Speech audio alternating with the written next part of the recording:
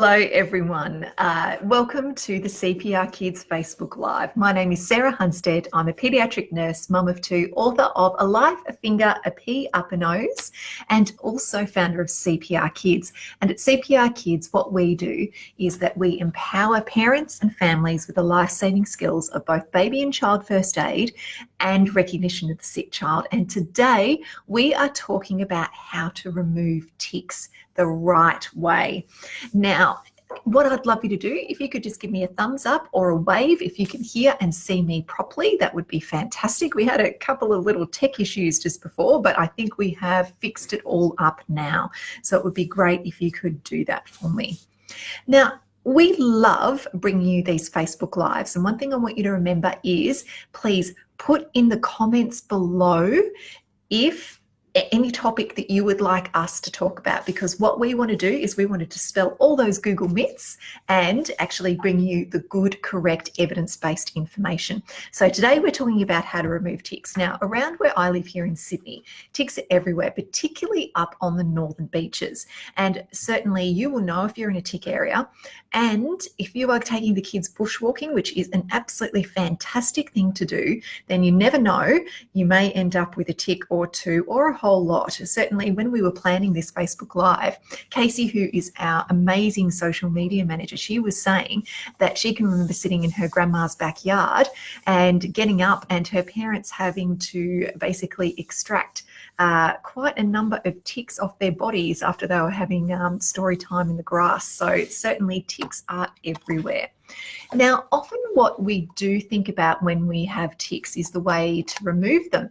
Some people say that a drop of peppermint oil or tea tree oil is a great way to do that. Some people like to use the tick removers to get in there and remove them, or a pair of tweezers near the head. Some people say a bit of metho or something like that will help. But you know what?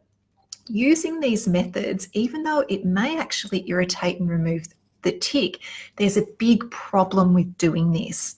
And what that is that when the tick gets irritated, cranky, so whether you're trying to dig it out or whether you're putting these, peppermint oil or tea tree oil or something like that on them, the tick actually injects more of its venom containing or saliva containing venom into you, which can be really not only irritating, but there has been a huge increase in the incidence of mammalian meat allergy.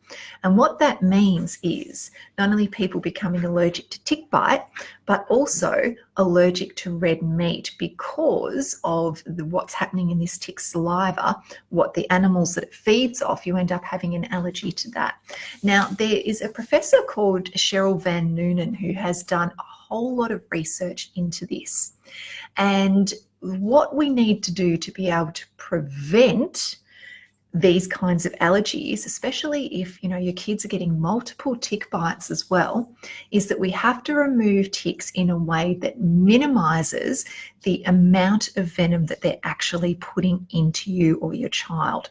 So traditionally, where we've used the tweezers or we've done all of that kind of stuff, what the recommendations are now is to use an ether containing spray. So this is a freezing spray. Now, what I'm telling you here is basically the ASCIA guidelines. So this is the Australian Society of Immunology and Allergy, or Clinical Immunology and Allergy.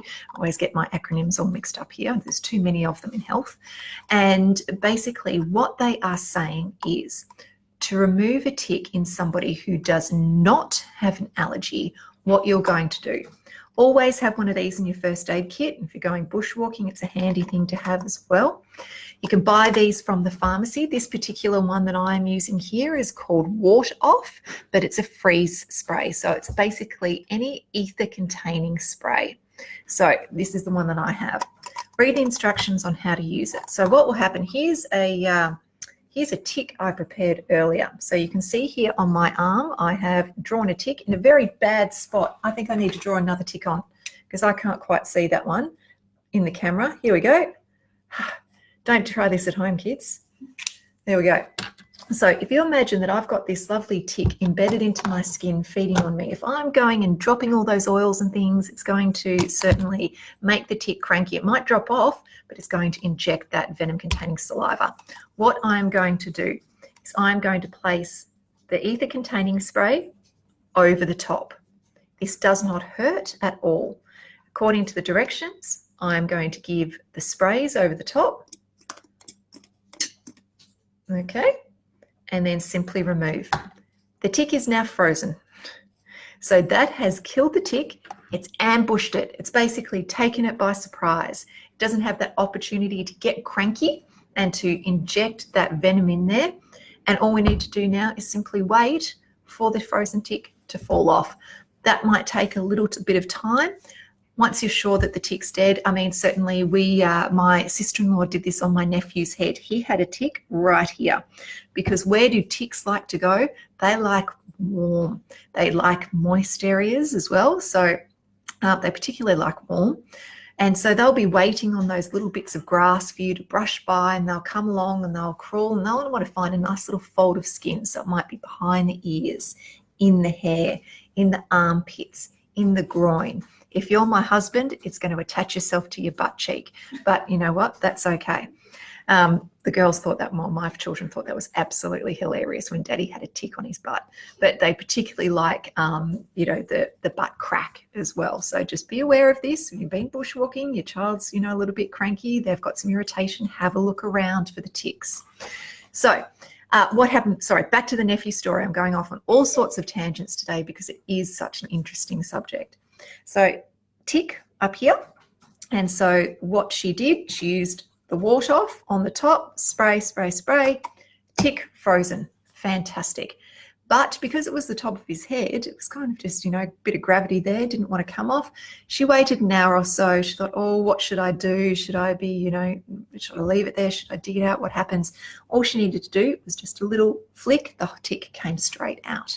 So remember, they're dead. And that's the object of this, is that we want them to ambush them. They're dead. They're not able to inject anymore. Fantastic. So, but ideally you leave it there to be able to drop off. Now, what happens if you do have a tick allergy? Number one, you need to have an allergy action plan. So you need to see your specialist and know what to do.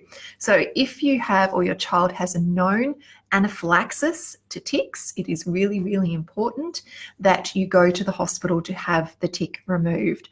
Very, very important. Unless your specialist has given you a plan that says you are able to use the freezing spray first yourself before going to hospital, but that is only if your specialist has said that that is okay to do.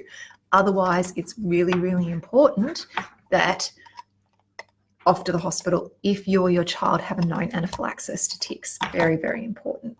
So let's do a little bit of a recap here. Now, what are we going to talk about? There's a question just here that I'll answer just before we go to this. Kylie has said, if you don't have this handy, is it still safe to remove the body and wait for the head to fall out, or does this not work? What's really important is that have it handy, okay? Or keep the tick in, off to the chemist, go and buy it. Because even if we're still pulling out the body, the tick is still going to get cranky and be injecting its venom. We don't want that to happen, okay? Even though, it's, ideally, it's that getting in there and that pulling that makes go, and do this. So make sure that you do go and get some of these. They're just at the chemist. Next time you're at the pharmacy, go grab one, keep it in your house. It's a really good thing to have if you are in a tick area. So quick recap, what do we do? So when it comes to ticks, the aim of the game is to remove them without making them cranky, because when they get cranky, they inject more of their saliva, which contains that irritating venom that can cause allergy and anaphylaxis. So mammalian meat allergy, tick allergy. It's really important that we want to minimize this. ASCIA, the Australian Society of Clinical Immunology and Allergy, I got it right that time, they recommend using an ether containing spray to remove ticks. The way that we are going to do this is, you can see my tick that I have here, place over the top, spray according to the directions, remove. Your tick is frozen, we simply wait for it to drop off, or after a while, certainly with my nephew, an hour on his head, and it was able to be just brushed off. Okay, really, really important. So if you do have or your child has an anaphylaxis or allergy, follow your action plan. Very importantly, always have it removed in hospital if your child does have anaphylaxis, unless your action plan says that you can use this at home first. So, okay, we've got a couple of other questions here. Elisa said they were recently away and 1-year-old got a number of ticks, scabies cream, and they came out. Yep, so that is lie clear. Okay, so the freezing spray said not an under 4-year-old. Thoughts on this? That I'm not sure about. On the Askia website, it says generally to use this. Okay, so what I wonder is, does the medication actually say on here for warts not under a 4-year-old? I don't know the answer. Next time you go to the GP, have a chat with them, but I will put the Askia guidelines on removing this in the comments here so we can look as well. So that's important. And Ariane, I'm sorry, forgive me if I haven't pronounced your name properly. How do we know if we're in a tick area? Generally, certainly if you're in New South Wales, North Coast, South Coast, generally ticks, it's a quick Google search. We'll put a little map on the comments below as well, where the ticks lie. And I'll also put on there something from New South Wales and Queensland Health as well about tick areas. So I'll put all that information just down here for you. So that's a good way of doing that. And just do a quick Google search. I mean, generally out in the bush, they're going to be around. They certainly, I think they're more predominant in coastal areas. I could be wrong though. So I will put the maps just in the comments there down below. So I hope that has been useful. What I would love you to do is please share this with your friends, because we certainly know that there is a rise of tick allergy, a mammalian meat allergy. It is really important that we get this out. This is what Askia recommends. They are the gurus. They are the people who have all of the evidence-based practice. So it's really important that we do follow what they say to do, because you know what? They are the experts in this. It's really, really important. And the other thing that I would love you to do, please, is know how to help your child in an emergency.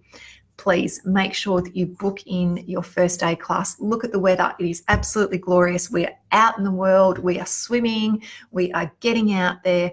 And you know what? It is so important for our kids to get out there and climb trees and fall over and do all of those kid rite of passage things. You just need to know how to patch them up afterwards. So please, if you haven't done so already, enroll in one of the CPR Kids classes. If we are not near you, we will help you find a paediatric provider that is. Don't put it off any longer. Please book your class today. Jump on the CPR Kids website. All right, everyone, type in below any subjects that you would like us to talk about, okay? And we will see you in, I think it's about 2 weeks' time. With another Facebook Live. We'll be talking about dental injuries. Okay, we'll see you soon, everyone. Bye-bye.